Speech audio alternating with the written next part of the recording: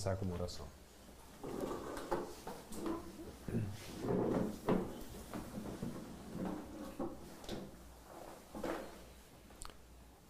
Querido Senhor, te queremos agradecer pelo novo dia, pelo descanso, pelas oportunidades que hoje nos esperam, o desafio também. Querido Senhor, acompanha-nos, abençoe-nos nessa hora especialmente. Abençoe os alunos, todos que estudam conosco para compreender a história e a aplicação profética. Querido Senhor, esteja nessa hora guiando, protegendo tudo. Pedimos isso pelo nome de Jesus. Amém.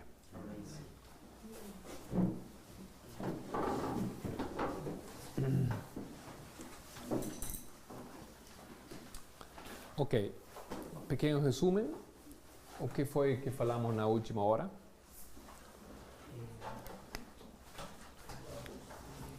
Sobre que texto fizemos alguns comentários na hora passada. Daniel 11, 14. Ok, Daniel 11, versículo 14. Qual foi a problemática desse versículo? Tiveram 6 tópicos. 6 tópicos. O primeiro era naqueles tempos. Ok. A gente teve que resolver. E isso foi completado. A história de Ptolomeu Epifanes. Epifanes, Antíocos.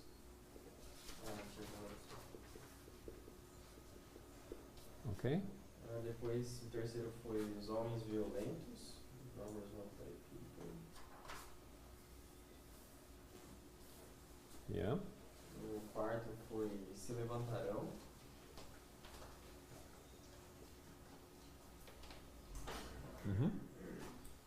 Comprem a visão. Cumprir a visão.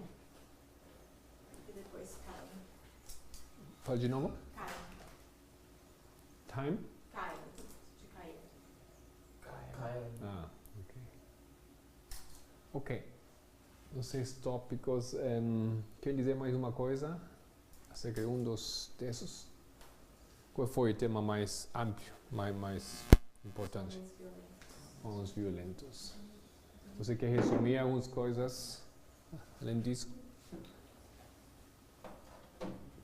Que dizemos aos homens violentos? Muitas aplicações na Bíblia que falava de Roma e Identificamos que o homem violento tem que ser Roma. também falamos que uma melhor tradução seria quebrantadores, broken ou ladrones. Ok.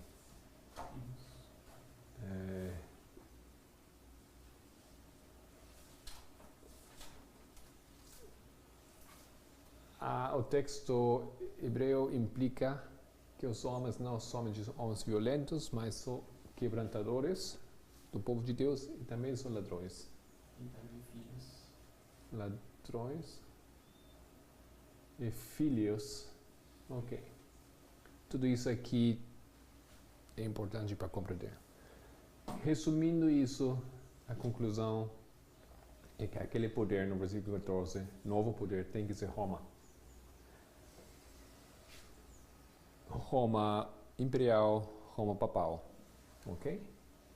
Naqueles tempos dos eventos históricos, que não pode ser Antíoco Epifanes, por a colocação histórica, Roma é aquele poder que se levanta. Aqui vai dizer mais algumas coisas, mas a visão se cumpre. A visão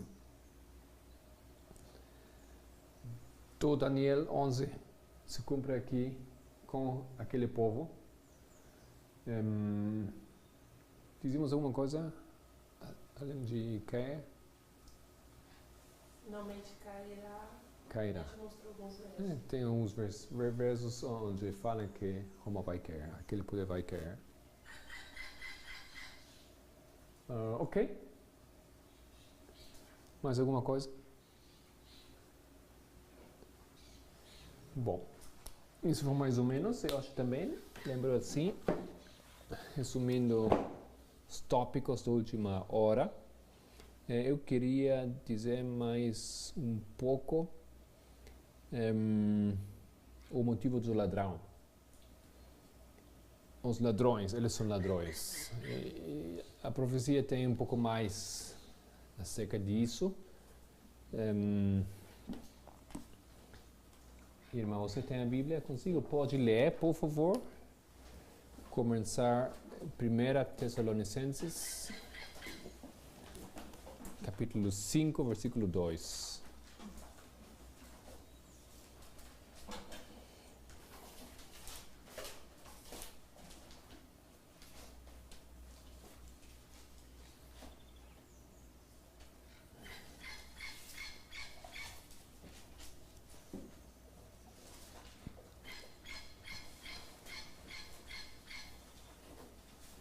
Porque vós mesmos sabeis muito bem que o dia do Senhor virá como ladrão de noite.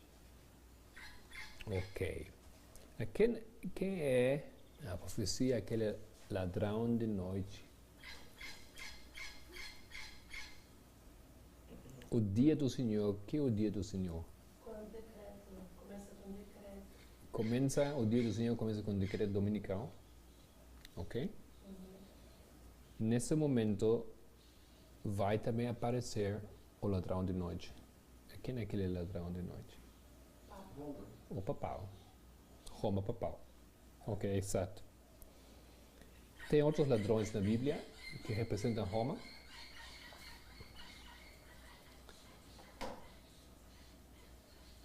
Quem quer continuar com o seguinte texto? João 18, 14, 40. João 18, 40.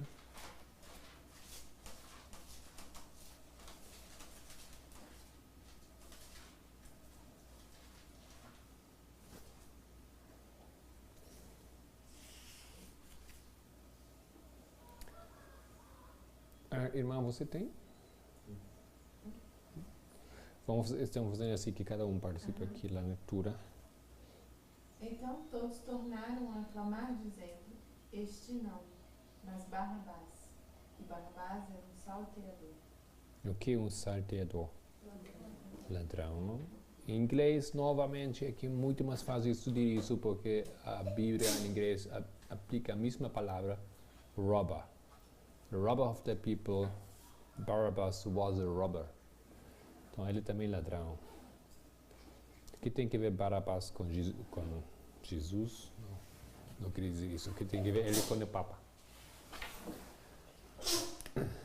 Eles vão escolher no decreto dominical antes servir a Satanás, na pessoa do Papa, do que a Jesus, por causa da lei.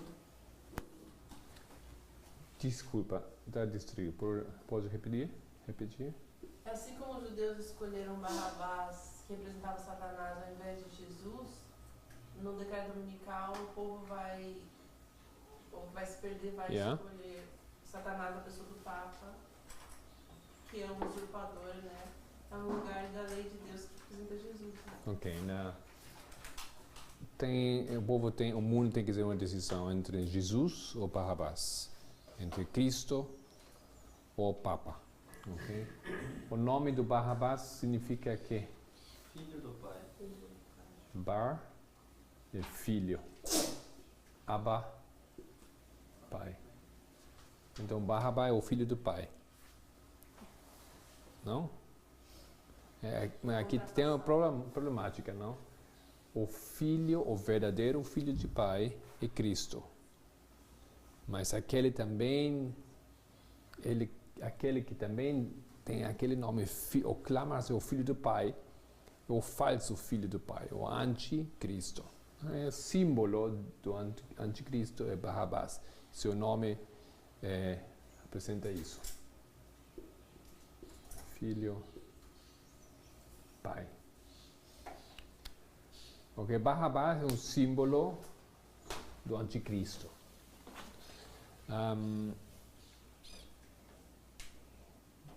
Tem aqui um texto, eu somente tenho os textos em inglês. Desire of Ages, Isto é desejar a todas as nações, 738, onde diz o seguinte: The people of Israel had made their choice. Pointing to Jesus, they had said, not this man, but Barabbas.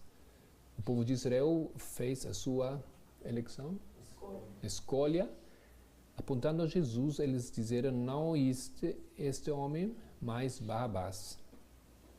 Barabbas, the robber and murderer, was the representative of Satan. Barabbas, o ladrão e assassino, foi o representante do Satanás. Ok? Barabbas representa Satanás. Então tem outro texto, no conflito, página 50, segundo parágrafo em inglês, onde Helena fala, White fala o seguinte: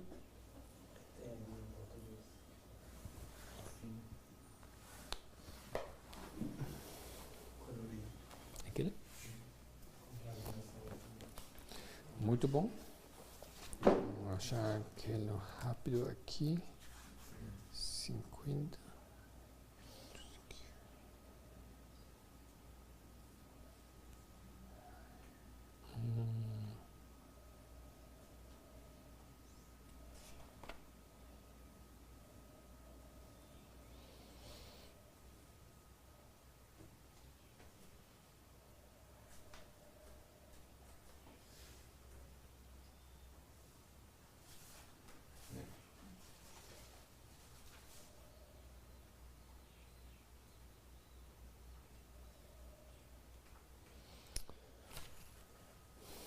Não sei. É simples aqui, somente fala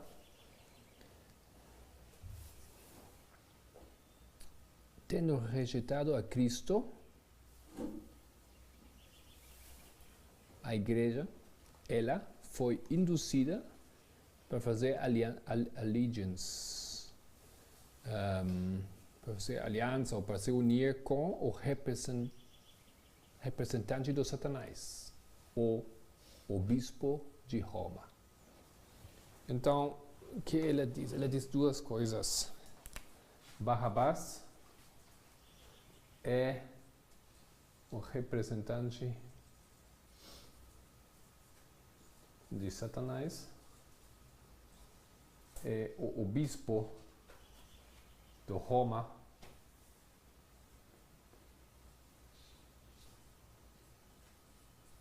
também o representante de Satanás. Dessa maneira, Barabbas é um símbolo para o Papa em Roma.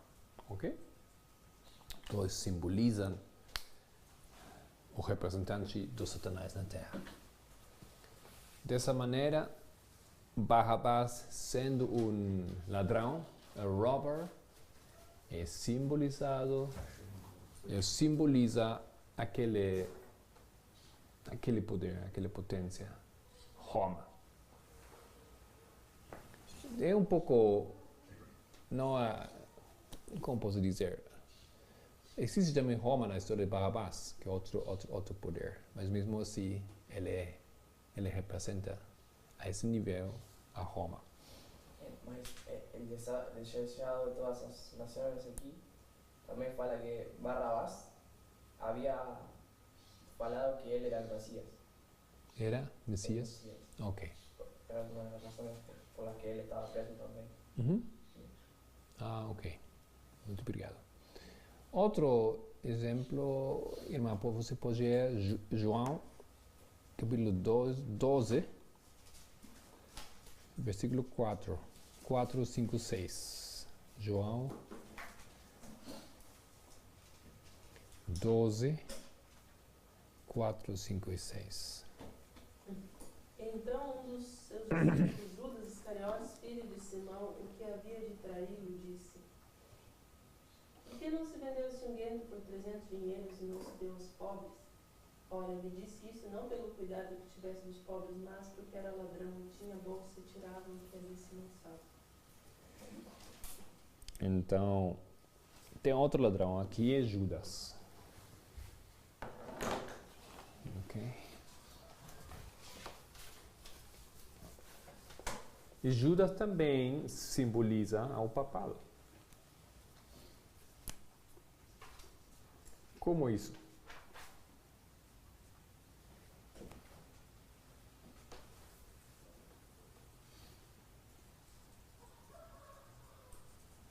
Alguém tem uma ideia?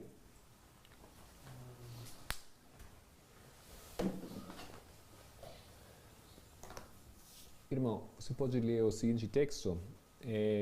Está no mesmo livro, mas capítulo 18.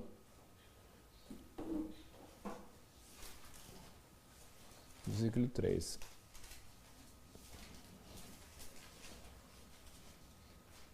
Não, uma coisa temos aqui no texto, não? Uma característica de Judas foi que ele foi o quê? Ladrão. Ladrão, ladrão. Símbolo de Roma. Roma, os ladrões. Então aqui já tem uma característica do Papa, do papado, do Roma, ladrão. Os ladrões do teu povo. Mas aquele outro texto também ajuda para colocar essa... Qual texto? João 18, 3. Pode ler. Tendo, pois, Judas recebido a corte e os oficiais dos principais sacerdotes e fariseus, veio para ali com lanternas e tochas e armas. Ok. Desculpa, tenho que continuar um pouco. Judas faz uma aliança, não? Para fazer o quê? Ok. Como fala? Trair Jesus?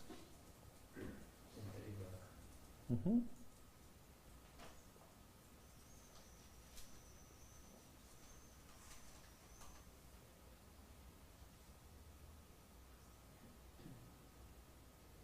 Desculpa, eu queria outro texto. No momento onde Judas vem para entregar Jesus no Getsemane, onde dá o beijo,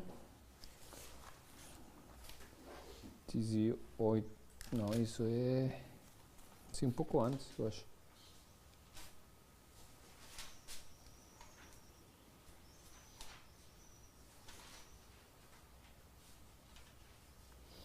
Você leu o que texto?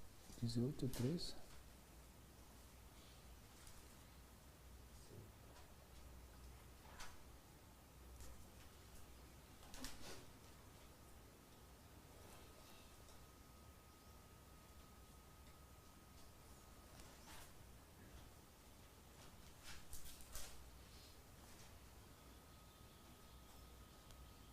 Não, é correto, é correto. Desculpa, estou um pouco confundido aqui. Judas vem, com quem ele vem? Com corte e oficiais. O que fala primeiro aqui? Temos Judas, ele vai, e ele traz a quem mais? Corte. O que corte? Soldados. Ok. Corte. A corte não era aquele grupo populacho? Pessoas que foram... Não. Corte, um termo militar dos romanos. E que mais? Oficiais dos principais sacerdotes e fariseus. Oficiais. Alguém mais? Não. É um grupo de quantos grupos aqui que vem para pegar Jesus? 3. 1, 2, 3. Isso simboliza o quê? É a tripla aliança. no fim do mundo que vai vir para fazer o quê? Para atacar, para matar aos que representam Jesus. Ok? É a mesma coisa que vai se repetir. Mas essa triple aliança é quem? Os soldados representam a que potência? Estados Unidos. O quê? Que é o exército. Hã? Dragão? Dragão. Por que o dragão? Para poder militar. Poder militar. Judas. Falso profeta. Não sei. Papa. Hã? Papa. O Papa. A besta. A besta. Porque ele que rouba. A besta. Por que a besta? Porque ele tem características semelhantes a Barrabás e Barrabás. Aham. É uma coisa isso. Não é uma coisa, ele também ele tem uma função espiritual também. Não como a mulher aqui. É a igreja caída. Não? Ele é um dos discípulos caídos. É o discípulo caído. Também homem de pecado. É o homem de pecado, aí vai, isso é verdade. Não? 2 Tessalonicenses 2. Os oficiais têm que ser o falso profeta, então.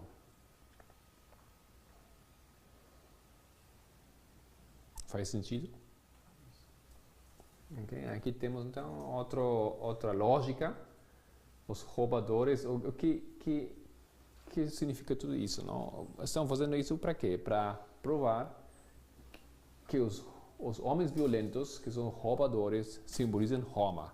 Roma na Bíblia é representado várias vezes, diferentes níveis, diferentes histórias, como aquele que rouba, o roubador. Seja Barrabás, seja Judas. Isso de Judas, vemos aqui que ele forma parte da Tríplice Aliança, a mesma coisa que Roma vai fazer, etc. Okay, isso a ideia, isso a lógica. Ele era o líder, era o que conduzia aquele grupo. Ele conduzia aquele grupo, verdade. Assim como o Papa vai liderar a Tríplice Aliança. As finanças. Ele tinha as finanças na sua mão. Ok. Bom, acho que só isso que eu queria... Aqui temos uma aplicação do que a Bíblia quer dizer quando fala Roma estabelece a visão. Yeah? A visão aqui do Daniel 10, 11 e 12 tem que ver com a tipologia, tem que ver com o funcionamento, a lógica do papel de Roma. Aqui temos, uma vez mais, isso é a história de Roma, Roma moderna. Mas aquela Roma aqui, versículo 14, Roma imperial, inclui tudo isso. Roma estabelece a visão. Você tem que compreender como funciona Roma, que vai fazer Roma no fim do mundo, para compreender toda a visão. Bom? O significado daquela expressão Roma cumpre a visão é muito mais que somente aqui nesse versículo um cumprimento de uma profecia, que eles entraram na história nesse momento, eles cumprem o que foi dito, mas é mais que isso, é tudo isso aqui. E acho que poderíamos fazer várias apresentações sobre esse tema, que Roma cumpre a visão. Tem uma série de irmão Jeff Pippinger, Habakkuk's Tables, as tábuas de Habakkuk. Alguém viu aquela, ou alguém conhece aquela série? Acho que ele dedica alguns palestras a essa temática. Bom, então eu falei que queremos fazer a aplicação profética do Daniel 11, mas antes disso precisamos compreender o primeiro nível da aplicação profética de Daniel 11, que é a história cumprida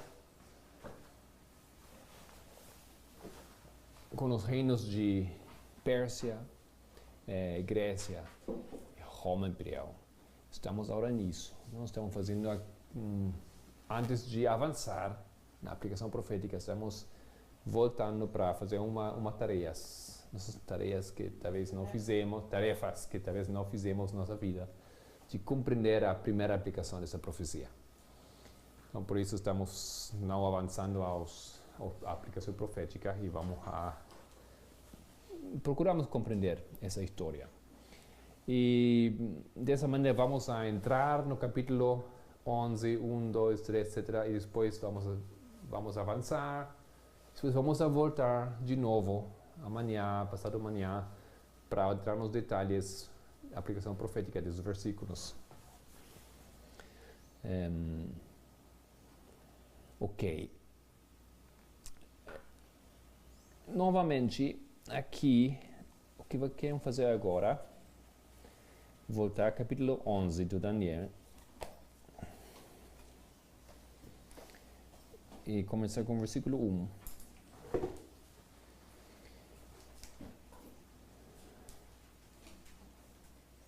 Dois, três, etc. Compreender o que acontece aqui nessa história. Já dizemos algumas coisas, mas vamos añadir um pouco mais. Irmão Mateus, pode ler, Gabriel, pode ler versículo 2. E agora te declarei a verdade. Eis que ainda 3 reis estarão da Pérsia, e o quarto acumulará grandes riquezas, mais do que todos, e tornando-se forte por suas riquezas, suscitará a todos contra o reino da Grécia. Ok. No análise desses versículos, nós lembramos que o rei que estava no governo, nesse momento da visão, foi quem? Ciro. É Ciro o segundo, ou também Ciro o grande. Ele foi aquele rei que declarou um decreto, não? Que decreto foi dado por Ciro? Que número? O primeiro. O primeiro. Decreto 1. Isso é no momento da visão. Depois temos os futuro, mais 3 reis. 1, 2, 3, temos 4. E aquele primeiro aqui é Cambises. O segundo, filho do Ciro. Depois tem o nome dele verdadeiro, Gautama. Depois Dario o primeiro, o grande também, o Histaspes.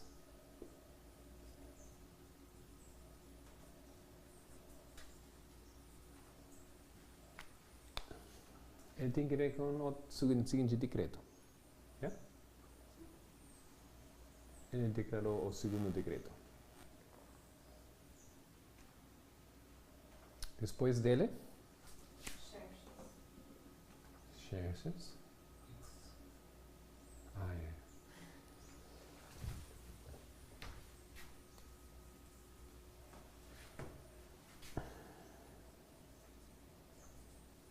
Primeiro, o Xerxes, o grande, o Assuero.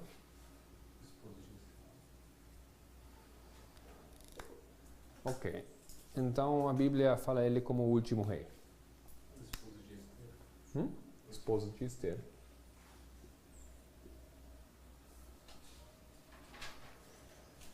Aqui tem um texto de Urias Smith, onde ele fala, Daniel Apocalipse, ele fala, a profecia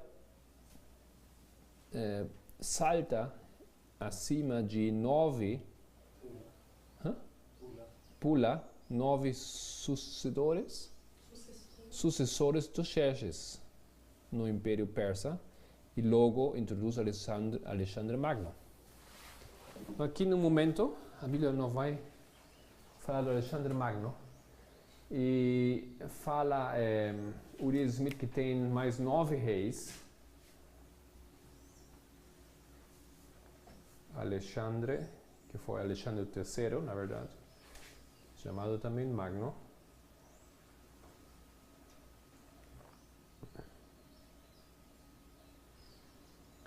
Mas aqui tem mais 9 reis.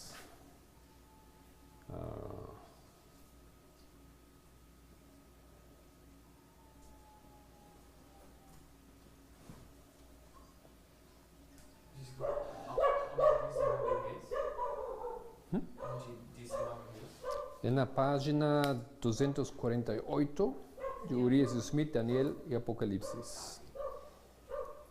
The prophecy passes over the 9 successors of Xerxes in the Persian Empire.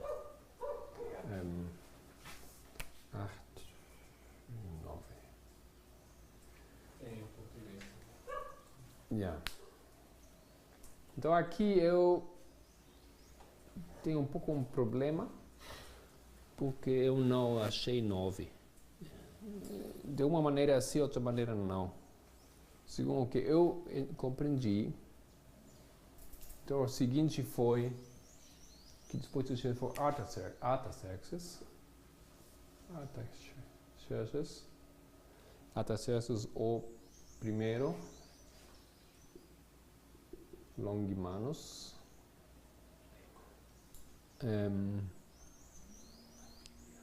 ele foi filho do Xerxes, terceiro filho do Xerxes. E ele foi aquele que a Bíblia também conhece. Não? Por que a Bíblia conhece ele?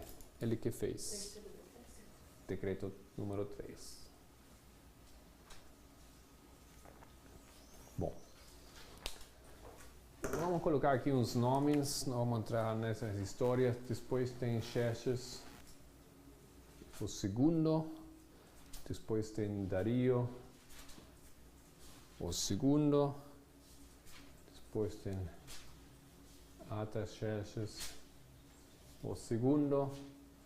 Depois tem Artaxerxes, o terceiro. Depois tem, para não variar muito, Artaxerxes, o quarto. Eu não conheço. Artaxerxes, o quarto também é. O nome dele é Arces, verdade? Arces. Depois tem Dario, o terceiro. Agora, Dario, o terceiro, que também é chamado na verdade o nome foi Artasasta.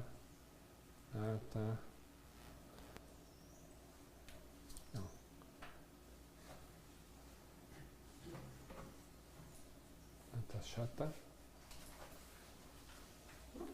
Aquele Dario é famoso, importante por quê? Porque foi o último dessa dinastia. Na sua história entra Alexandre. Aqui entra Alexandre. Alexandre ataca ele, faz guerra contra ele e basicamente ele tem que fugir. Mas essa fuga de ele por diferentes lugares, ele é matado por um dos seus generais, Bezos. Ok? Bezos, com doble S. Que ele também se dá-se o nome do Artaxerxes, tem que ser o quinto agora, ok? Mas ele não foi da dinastia, ele foi um general, simplesmente. Ele matou a Dario. Mas ele faz logo resistência contra Alexandre. Alexandre captura a ele e mata ele também. Então aqui já tem Alexandre, aqui tem Alexandre. Eu não vi os 9. Talvez tem algum impostor aqui nessa história que eu não vi. não sei. Ou Uriah Smith faz a seguinte coisa, não sei se isso pode ser uma ideia, porque Alexandre, Alexandre mesmo, ele achou, ou ele falou, que o Dario III proclamou ele como seu sucessor. Não? Já estando morrendo, Quasimodo, Dario fala, segundo Alexandre mesmo, que ele deveria ser o sucessor dele no seu império. Dessa maneira, ele não somente é o seguinte imperador, mas também é nono? O nono, ok, seria o nono, seria o sucessor de Dario. Isso pode ser muito interessante na pregação profética. Ok, porque talvez vocês lembram, não sei se dizemos isso, que na pregação profética achamos que Xerxes é o último rei, símbolo do último presidente dos Estados Unidos, mas aquele presidente também vai ser simbolizado por Alexandre. Ele também vai ser o seguinte: o último presidente, a mesma pessoa, este e este aqui também. Clamando a Alexandre ser um sucessor no império aqui persa, ele, ocupa dois títulos. Ok?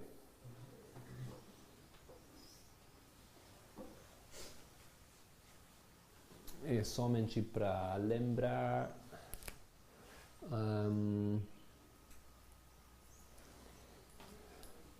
isso aqui, a caída dele, a vitória contra o Dario foi na famosa batalha de Gaugamela. Não, Gautama.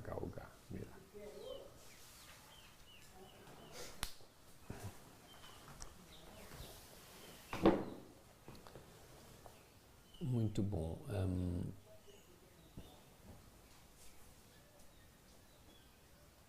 Como já falei, vamos voltar depois a tudo isso aqui, porque tem mais aplicações proféticas.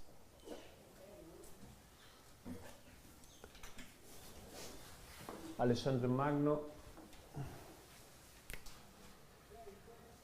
ficou pouco tempo no reino. Ele conquista o Império Persa.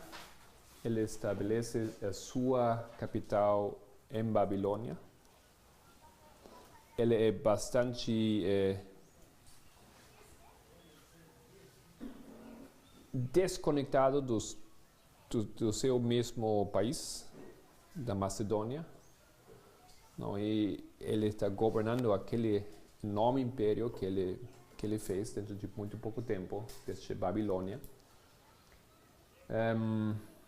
Parece que ele destruiu parte de Babilônia em vingança da destruição que fez Xerxes em Grécia.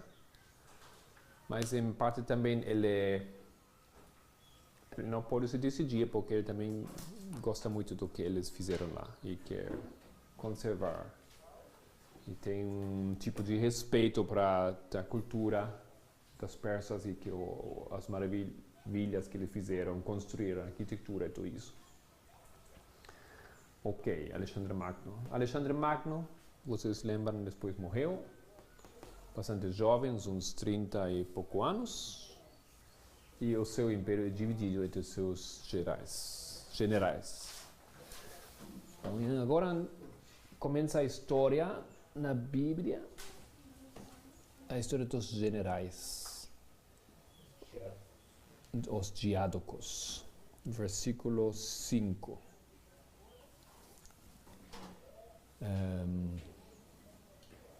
Mate.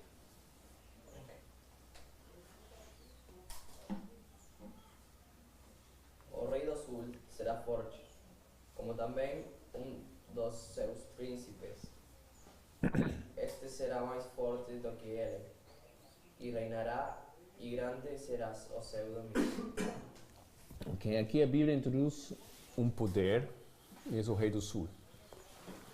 Ok, o rei do sul, onde é o sul, novamente? Egito. Por que Egito é o sul? O sul da Terra Santa. Ok, o centro da história bíblica é Jerusalém ainda. O que fica ao sul é o sul, o que fica ao norte é o norte. E não tinha nada entre Jerusalém e Egito. Tinha o deserto, simplesmente tem uns povos não organizados na Arábia, mas o sul é Egito. Okay? Egito agora formava parte do Império do Alexandre Magno.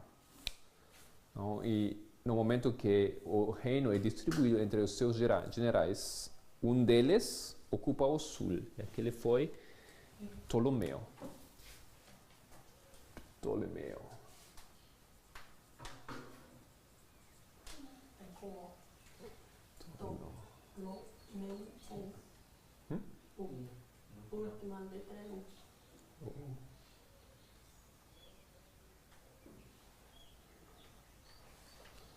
Ok.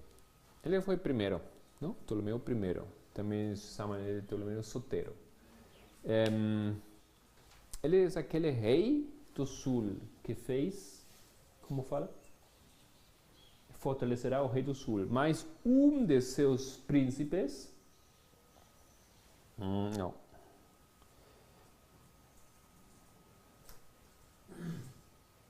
Como fala aqui? Os seus príncipes são mais fortes que ele. Um dos seus príncipes, de quais príncipes? Os príncipes de Alexandre. De Alexandre. Um dos príncipes do Alexandre fez mais forte que Ptolomeu. Esse foi Seleuco. Seleuco, o primeiro. Tem o versículo 5 aqui.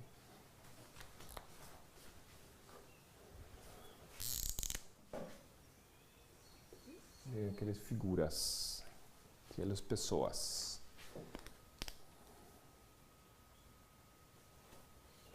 Ele ficou onde? Seleuco ficou onde? Em Babilônia. A capital do seu reino, Babilônia. Ele ficou com aquela parte grande, a maior parte do império, Pérsia, Síria. Ok. Ele também foi dos diádocos, foi o último em morrer. Né? Dos primeiros diádocos, dos generais, Alexandre foi o último para morrer. Bom. Versículo 6. Um momento. Ok, o domínio será grande, não? Fala aqui. Então ficou com a parte maior do império. Andrés, versículo 6. Mas ao fim de alguns anos, eles se aliarão, e a filha do rei do sul virá ao rei do norte, para fazer um tratado. Mas ela não reterá a força do seu braço, nem ele persistirá nem o seu braço, porque ele será entregue. E os que a tiverem trazido, e seu pai, e o que a fortalecia naqueles tempos. De quem está falando aqui? Quem? Ok. Dos dois, não? A filha do rei do sul virá ao rei do norte para fazer um tratado. Então, a filha do rei do sul foi Berenice. Ou Berenice. Ele é o filho do rei do sul, do Egito. E ele é casado com o rei do norte. A problemática foi pequena problemática, que o rei do norte já esteve casado. Já tinha uma mulher. Mas ele como que reemplaçou aquela primeira mulher com a nova mulher, a princesa do Império do Egito, dos Ptolomeus. Laodice. O nome dela é Laodice.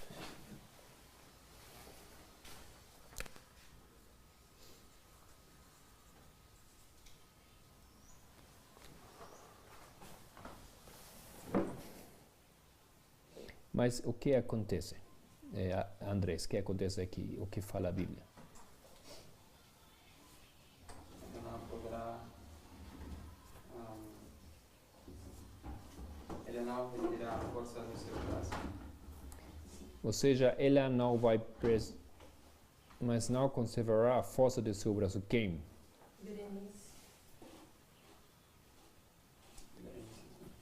Força do braço do rei do norte, eu acho. Yeah. Continua. Precisa falar um pouquinho mais alto. A gente está gravando com o microfone que está com baixo. Continua lendo. Não? Somente lê novamente os versículos. 6. Ou é versículo 6, sim. Mas ao fim de alguns anos eles se aliarão, e a filha do rei do sul virá ao rei do norte para fazer um tratado. Mas ela não retirará a força do seu braço, nem ele persistirá, nem o seu braço, porque ela será entregue. E os que a tiverem trazido, e seu pai, e o que a fortalecia naqueles tempos. Ok. Não. Berenice foi casada com Antíoco, rei do norte, mas ele não subsistiu, ele não ficou lá muito tempo. Por quê? Porque Laodice fez vingança contra ela. Ela matou a nova mulher do seu esposo. E o que mais ela faz? Matou seu esposo. Matou seu esposo. Filho Berenice. A filha deles dois também matou. E também o que mais? Matou todo mundo que trouxe ela Ok. do Egito. Então, isso é que fala no texto. E os que tiveram trazido e seu pai e o que a fortalecia naqueles tempos, ele matou todos eles. Matou a nova reina, Berenice, matou o filho do seu esposo com a Berenice e matou o equipe, não? Que Berenice trouxe do Egito, dos Ptolomeus também. Mata todos eles.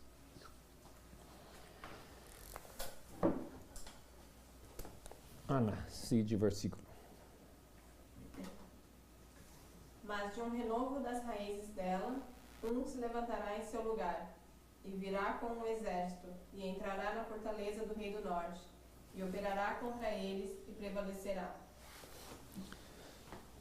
Ok, agora tem o irmão da Berenice, o nome é Antíoco III. Então, ele também vai se vingar da sua irmã. E ele ataca ao rei do norte, os Ptolomeus. Ele ataca. E sua vitória foi muito grande. Ok? Ele ainda entra na Babilônia e conquista a Babilônia. E ele rouba muita coisa lá na Babilônia.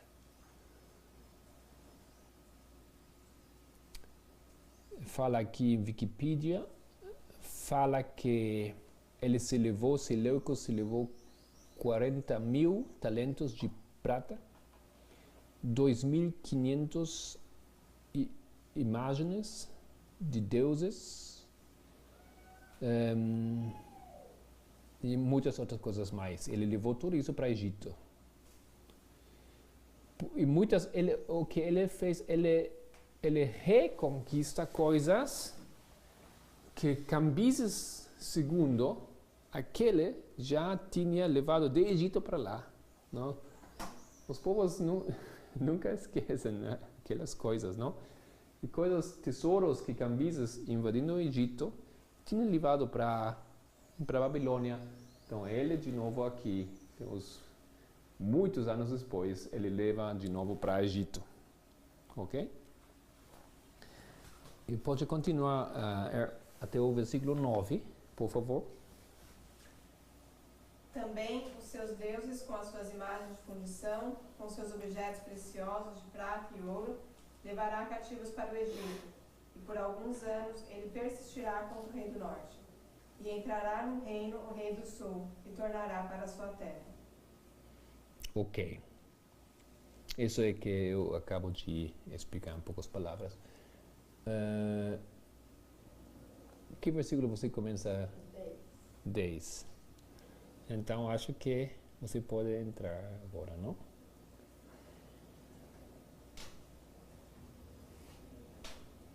Então, você pode vir aqui. Não pode apagar, né? Hã? Não pode apagar o quadro. Sim, pode. Sim, apagar tudo. Basicamente, você pode apagar isso aqui.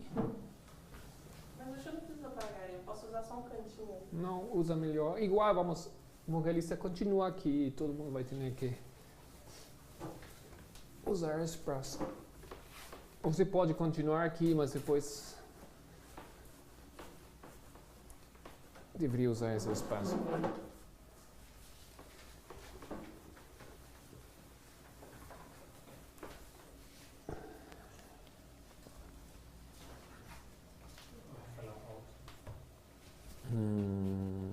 Deixa assim, Não, vai deixa ter que assim. falar alto.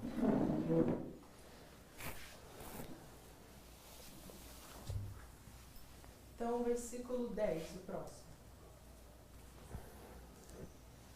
Mas seus filhos intervirão e reunirão uma grande multidão de grandes forças, e virá apressadamente e inundará, e passará adiante, e voltando levará a guerra até a sua fortaleza. Eu vou ler até o 13, tá? Então o rei do sul se exasperará e sairá e pelejará contra ele, contra o rei do norte.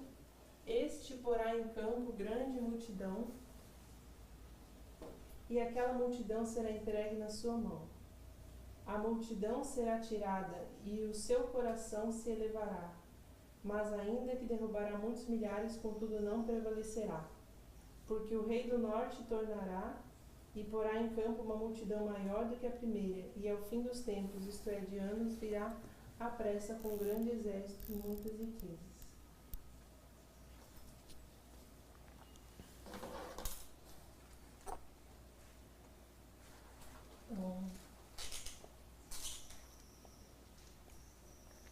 São os versículos, né?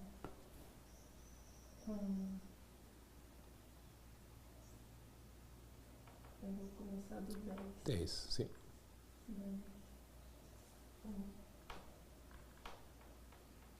1, 2, 3.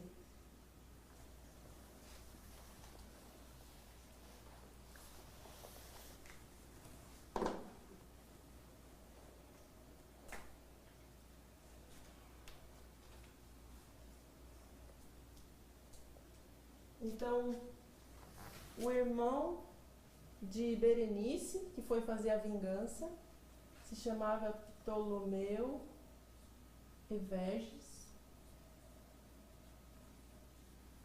que aqui ele foi chamado de Antíoco III, né? Ele é o irmão de Berenice, que veio lá do Egito, rei do sul. E ele fez guerra contra Seleuco, Calínico e a sua mãe Laódice. Ele é o rei do norte. Então Laódice tinha 2 filhos com Antíoco II. E um dos filhos ela fez rei no lugar do marido dela que ela matou, foi Seleuco Calínico. Aí no verso 10. Seleuco Calínico teve 2 filhos. O primeiro mais velho, Seleuco Serauno, e o segundo é o Antíoco Magno. Esse Seleuco Serauno, ele reuniu um grande exército, mas ele foi envenenado por seus generais. Porque ele era... Deixa eu ver aqui como ele diz dele.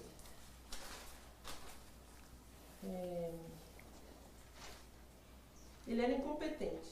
Ele era incompetente e aí os seus generais estavam tão frustrados com as suas habilidades que o envenenaram.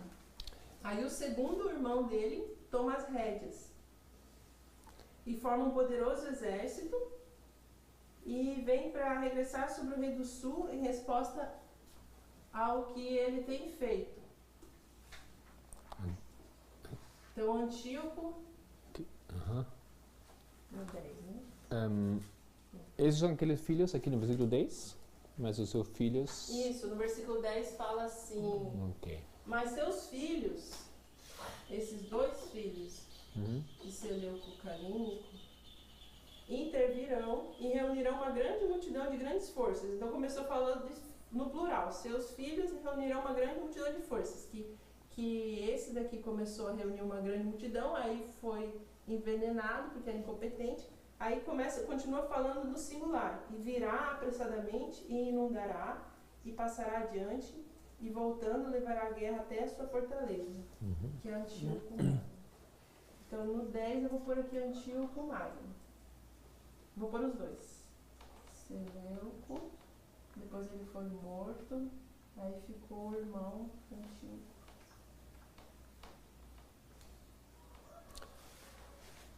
E lá onde eu coloquei número 7, esse não é Antíoco III, é Ptolomeu III, ok? Porque Antíoco sempre, os nomes de Antíoco sempre é do norte. Isso. É Ptolomeu III? É isso. É Vergetes. Esse daqui. É mesmo. Vergetes. Bom, é não, só é. Isso. O benfeitor.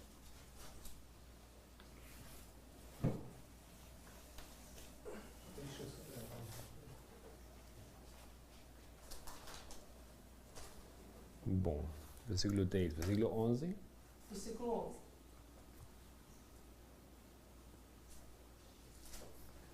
Então o rei do sul se exasperará e sairá e pelejará contra ele, contra o rei do norte.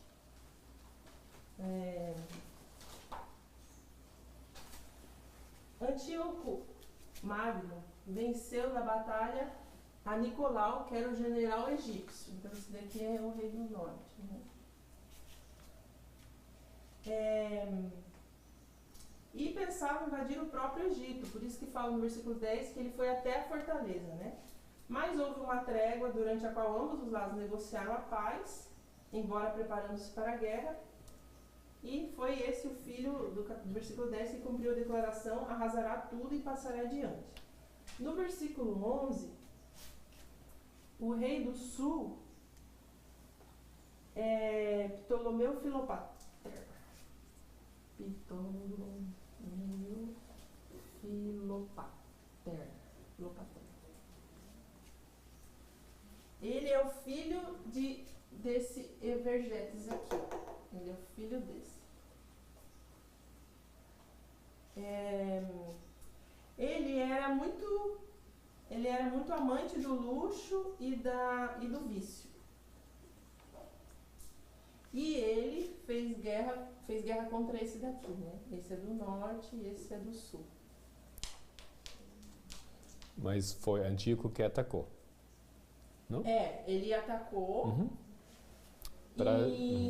em vingança, né? Claro, em vingança da tua história aqui de Toda cima. aquela história. E aí, esse daqui ele reagiu. Filopater, ele vivia no luxo, no vício, mas quando foi atacado, ele reagiu e foi muito bem. Teve um grande... Você está seguro que isso é no versículo 11 ou você já está no versículo 13? No 11 diz assim: então o rei do sul se exasperará, Filopater ficou exasperado porque foi atacado, né, chegou até a fortaleza do Egito, e sairá e pelejará contra ele, contra o rei do norte, e este porá em campo grande multidão, Magno, e aquela multidão será entregue na sua mão, na mão de Filopater, que também tinha um grande exército. Isso, então aqui no 11 Aqui você está colocando só quem está ganhando a batalha? Não, as pessoas principais aqui do versículo, não? Então é o Filopater, que é o Ptolomeu, que é do sul, contra esse daqui. E o versículo 12.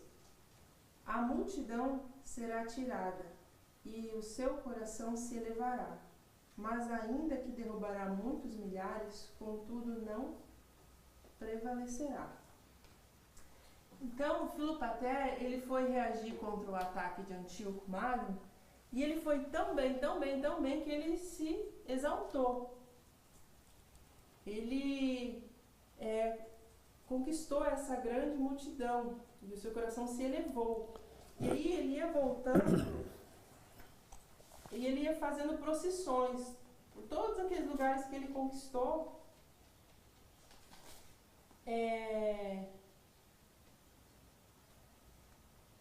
Deixa eu ver uma história aqui interessante.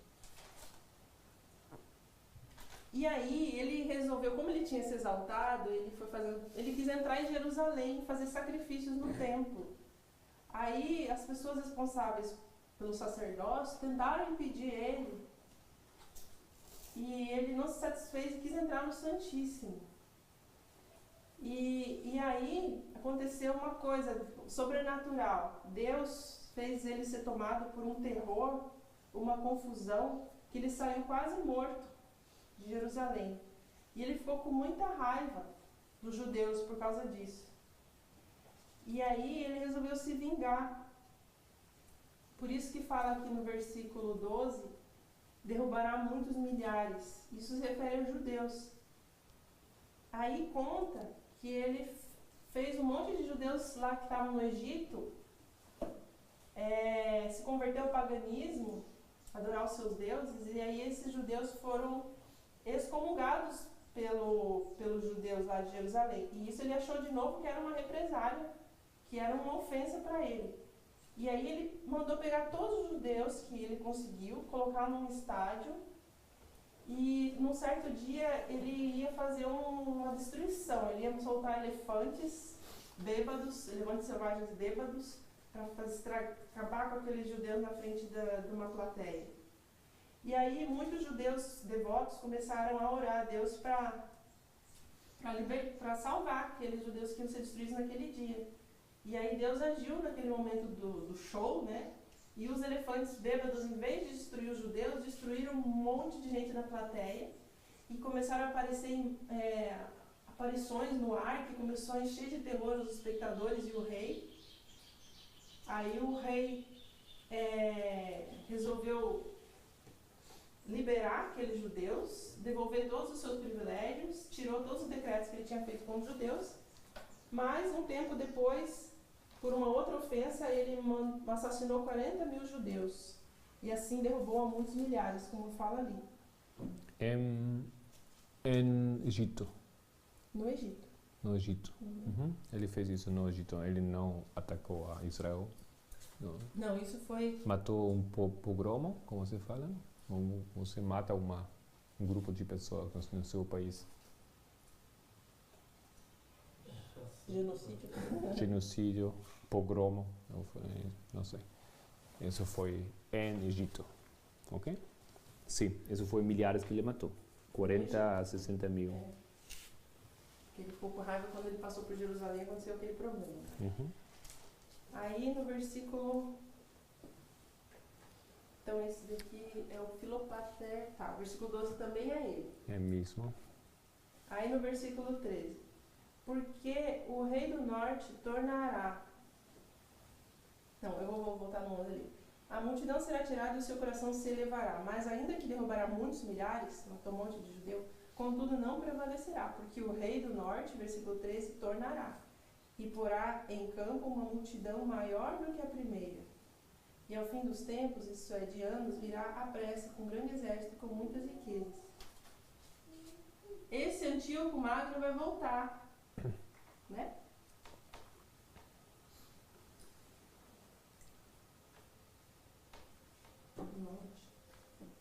Por quê? Porque Filopater morre e deixa um filhinho de 5 anos. E aí Antíoco Magno fala, agora eu vou conseguir... Que eles tinham feito pazes aqui. Quando Filopater foi muito vitorioso, eles ficaram em paz por 14 anos. Mas aí, quando ele morreu e quem assumiu foi uma criança de 5 anos, que era o filho de Filopater, aí Antíoco Magno volta a fazer o ataque. Junto com o Múrnico, que você vai falar no outro versículo, né? E aí o nome do filho do Filopater é Ptolomeu, né? Ptolomeu V. Ptolomeu V. Quinto, que é o de 5 anos. Acho que é só, né? Minha parte. E onde entra Antíoco Epífanes? Eu não achei ele aqui. Ok, porque fala, versículo 13, o rei do norte volverá a poner em campanha uma grande multidão maior que a primeira. E a cabo de alguns anos vendrá apressuradamente com grande exército e com muitas riquezas. Não falou no Rai Smith nem no livrinho do tempo. Ok, não falou ainda. Ok. Aquele que vem do norte Não, é... não, Magno? Não é Magno. Não. Ah, é? Então, foi o que foi. É que escreve.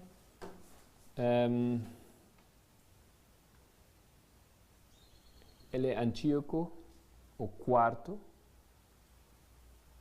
Epifânio. Ok, ele. Ele entra no trono e ele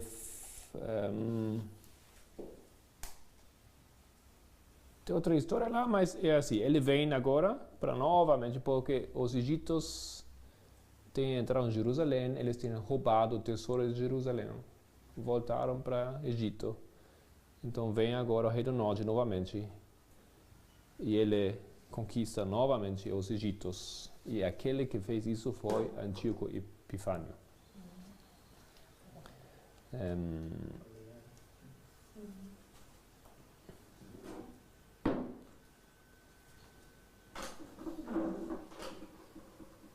Ok? Bom, tenho ainda uns 20 minutos, então essa é aquela história, vocês viram que é um pouco complicado, mas se uma toma, mas às vezes encaixa perfeitamente essa história. Não é incrível, mas ao detalhe da história, isso foi algo que os protestantes ainda tinham descoberto. Eles viram isso, eles sabiam tudo isso. Os mileritas somente pegaram aquele conhecimento que já existia entre os protestantes e podia edificar sobre isso. Hoje em dia, não, quase como desapareceu aquela sabedoria. Não? Eles tampouco fazem uma coisa disso, para eles desapareceu aquele conhecimento profético, não é alguma coisa que eles mantêm ou que estão defendendo. Bom, já então estamos agora no versículo 14, e quando falou naqueles tempos, versículo 14, naqueles tempos, aqui, naqueles tempos muitos se levantarão contra o rei do sul, e os filhos dos prevaricadores do teu povo se levantarão. Por isso Urias Smith fala, aqui no versículo 13, já Antíoco tinha se levantado contra o rei do sul. Mas no versículo 14 fala agora, naqueles tempos muitos se levantarão. É como repetir a mesma coisa, se você diria que é novamente Antíoco Epifânio. Não faz muito sentido que poderia ser ele. E por outras razões não é ele, mas dizer que o versículo 14 é a mesma informação que o versículo 13, é como a Bíblia fala 2 vezes a mesma coisa. Não, é como tem que ser outro. Naquele tempo, então é isso como outro evento. Não é o mesmo do que fala o versículo 13. Por isso eu falo, não pode ser, não faz sentido que é Antíoco Epifânio aqui. Quem é o seguinte? Ok, por favor, pode continuar então, versículo, você vai falar do versículo 15? Não, 20, ok.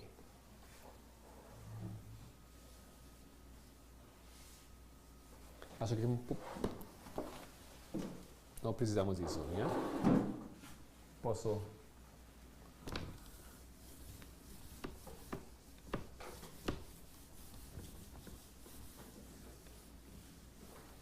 Você pode continuar aqui.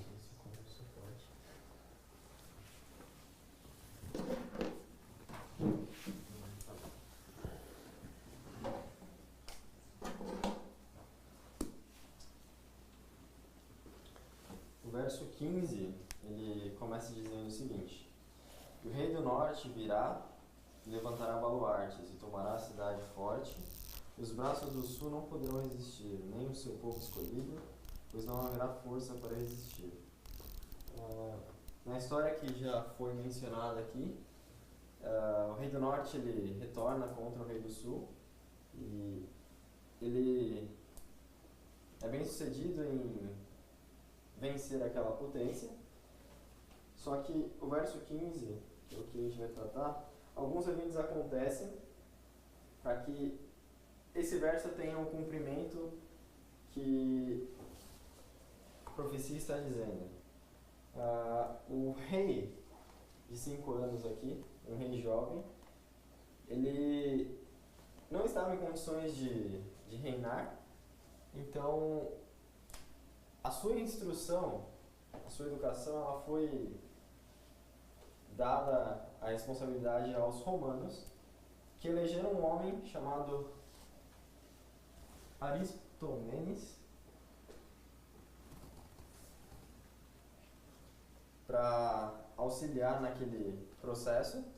E a primeira coisa que esse tutor ele fez foi tomar medidas contra o rei do norte, o que eles haviam feito, aproveitando uma guerra que Antíoco ele estava tendo contra Átalo na Ásia Menor.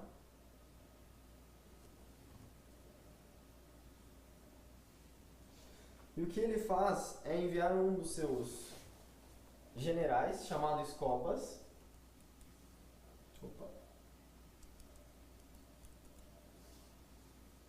Ele envia Escopas à sua terra natal, que é a Etólia, para levantar um exército e conquistar a região da Judéia.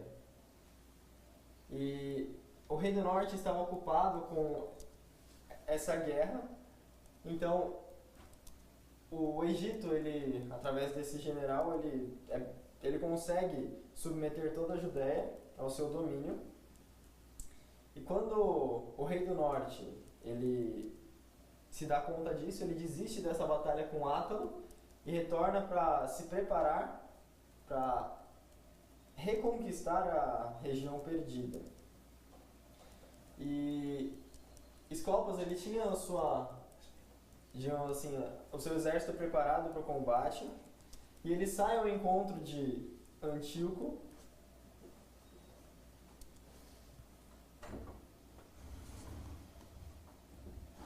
E na região próxima às fontes do Jordão, os dois exércitos se encontram. Porém, Escopas ele é derrotado, ele é forçado a recuar até a cidade de Sidom.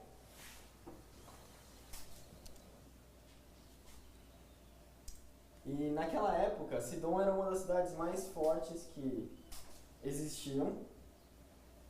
E quando ele chega nessa cidade, Antíoco ele persegue e sitia. E nesse sítio, os egípcios eles procuram auxiliar o seu general, enviando 3 outros generais, digamos assim, de excelência, só que eles não conseguem fazer com que o sítio ele cesse. E nisso o verso 15 ele é cumprido quando diz que o rei do norte virá e levantará baluartes.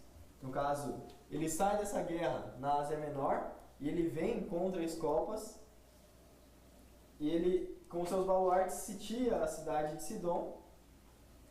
E o verso continua dizendo que os braços do sul não poderão resistir, nem o seu povo escolhido, pois não haverá força para resistir. E isso é cumprido em Sidom, quando o povo escolhido, selecionado por Escopas para essa batalha, não conseguem resistir, e os outros 3 generais, eles também não têm, digamos assim, sucesso na tentativa de auxiliar Escopas, e por isso os braços do sul não poderão resistir, porque não haverá força. E o versículo 16, ele diz: o que, pois, há de vir contra ele, fará segundo a sua vontade, e ninguém poderá resistir diante dele. Estará na terra gloriosa, e por sua mão haverá destruição. Nesse verso, o profeta ele fala a respeito de alguém que se levantará para vir contra o rei do norte, ou contra o que foi bem sucedido nessa batalha. Um segundo, você lembra qual Antíoco é esse? Não me recordo. Quer anotar, não? Ok. Depois eu posso olhar, mas eu não anotei isso.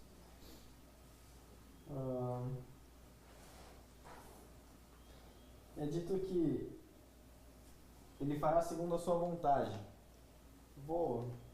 Posso apagar isso daqui? Acho que Claro, pode.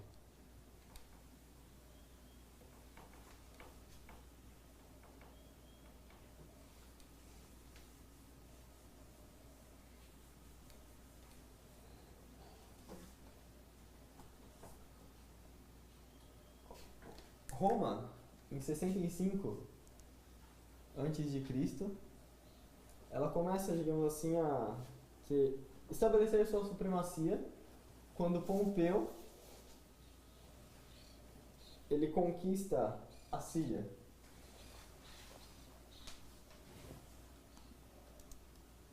Ele se levanta contra Antíoco, que era o rei do norte.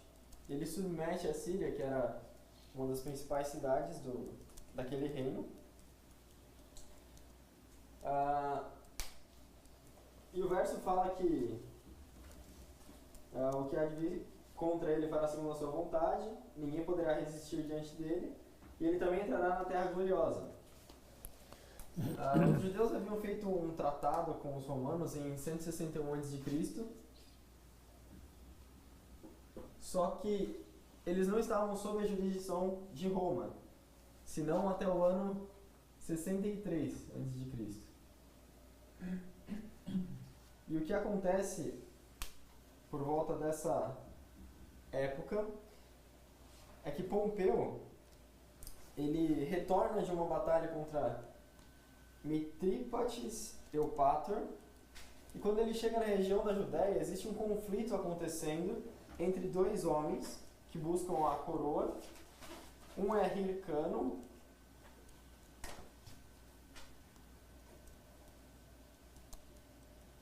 e o outro é chamado de Aristóbulo.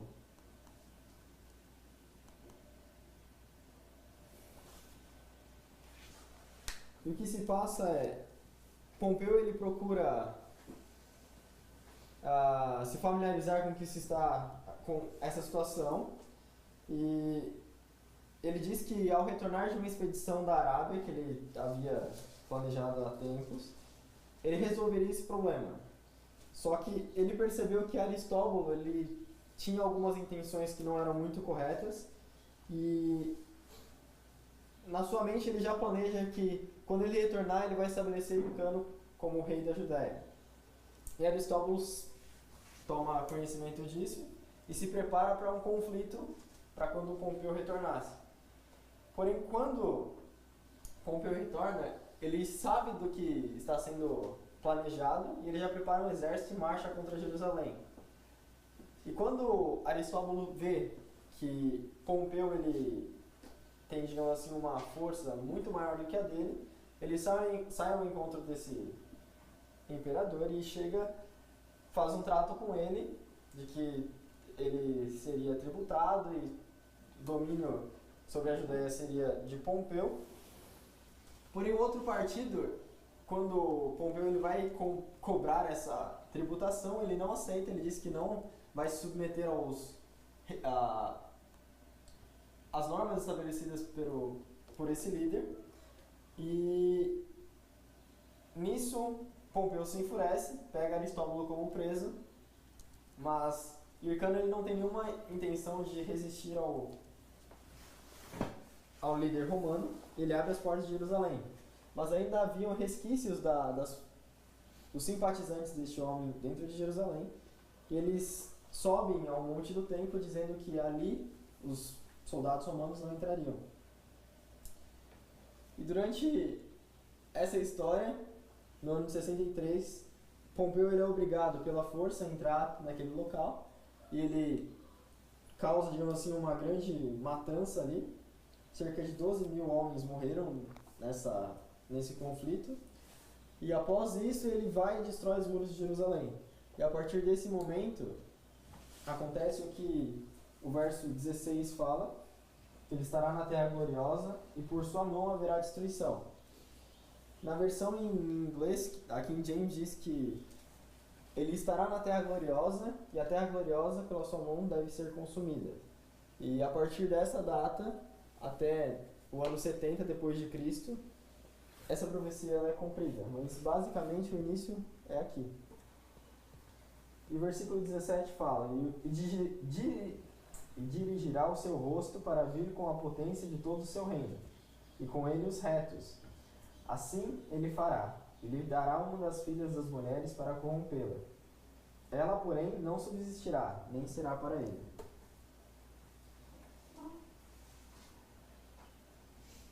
Roma, em todas as suas fases, ela precisa conquistar três áreas geográficas para ter, digamos assim, a supremacia.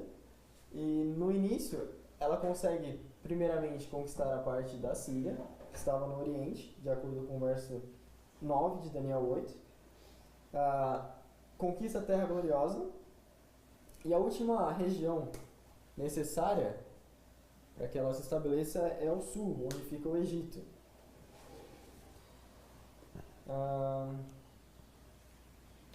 Por volta dessa época, um pouco depois, há um conflito entre Pompeu e Júlio César, dois romanos.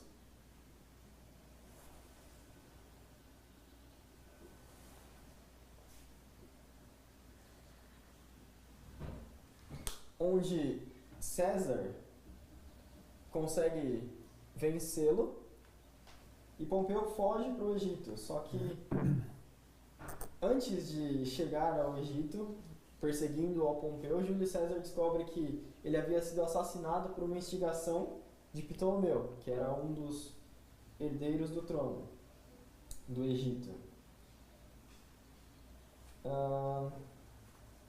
E ao chegar no Egito, nessa perseguição, ele nota que existe um conflito ocorrendo naquela região entre Ptolomeu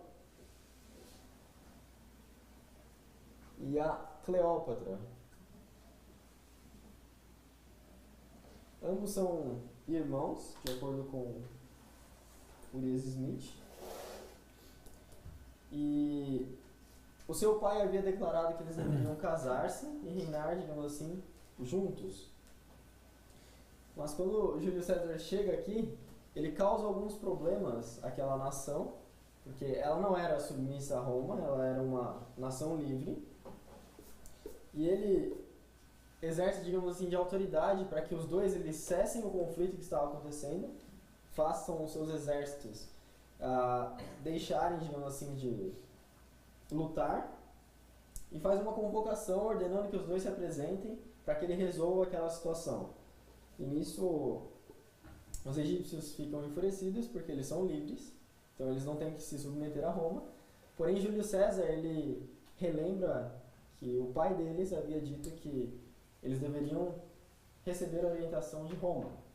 E aí ele consegue, digamos assim, por um período de tempo, estabelecer um consenso entre os dois para que eles conversem.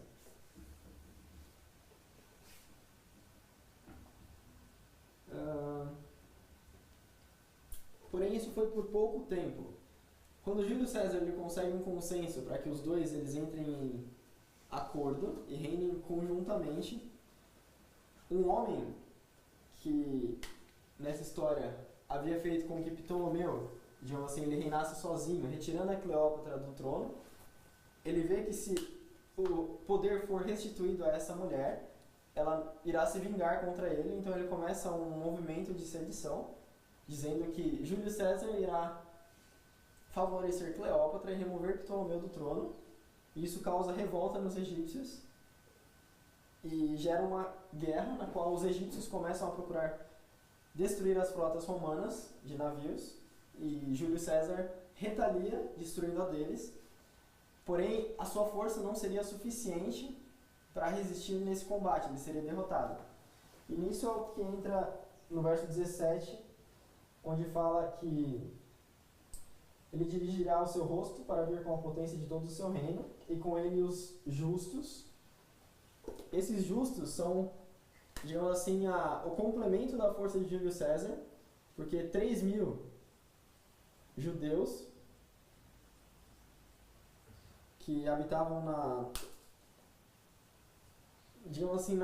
borda do Império Egípcio, eles auxiliam Júlio César nesse conflito contra o Egito, numa batalha perto do Nilo, e Júlio César ele sai vitorioso por causa desse auxílio. No verso 17 diz, ele dará uma filha das mulheres para corrompê-la. Ela, porém, não subsistirá nem será para ele. Essa filha das mulheres que é citada é Cleópatra, que ela tem um relacionamento com Júlio César, e eles têm um filho, porém o profeta diz que ela não será para ele e nem subsistirá. Após esse conflito, Júlio César é obrigado a sair do Egito para resolver alguns outros assuntos que a gente vai lidar no futuro próximo. E o que acontece é que quando Júlio César morre, ela se casa com Antônio, que era um inimigo do filho do sucessor de Júlio César, e ela começa a se levantar contra Roma, causar problemas ali. O verso 18 diz: depois virará o seu rosto para as ilhas e tomará muitas, mas um príncipe fará cessar o seu opróbrio contra ele, e ainda fará recair sobre ele o seu opróbrio. Ok, vamos aqui fazer uma pausa. Ok. Tá bom? Já temos umas 8 horas. Na próxima hora você pode continuar. Muito obrigado. Cleópatra a sétima, ela tinha 18 anos. É a famosa Cleópatra, que eu sempre, nas películas, vocês vejam Cleópatra, essa foi aquela mulher. Bom, ainda vocês poderiam fazer um pouco mais breve. Eu sei que muita história, é complicada a história, e tem a tentativa de, claro, tem que explicar tudo, porque a Bíblia fala de muitas coisas, né, em poucas palavras, não? Mas se fosse possível, os próximos podem procurar de ainda mais reduzir aquela história. Não é preciso que entrem em todos os detalhes. Somente precisamos mais ou menos compreender o fluido, os acontecimentos da história. Ok? Mas tudo bem? Muito obrigado. Então, vamos fechar aqui.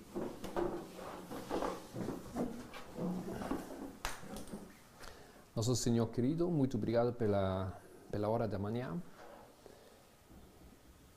Foi possível de lembrar a história e nos maravilhar da profecia bíblica que com tanto detalhe profetizou, declarou tudo isso muito tempo antes de tudo isso acontecer. Aqui estamos no fim do tempo e temos a mesma comissão, que também assim, tudo isso foi declarado para nós. Geração final dos tempos do fim. Abençoe-nos hoje, proteja-nos hoje. Pedimos isso em nome de Jesus. Amém.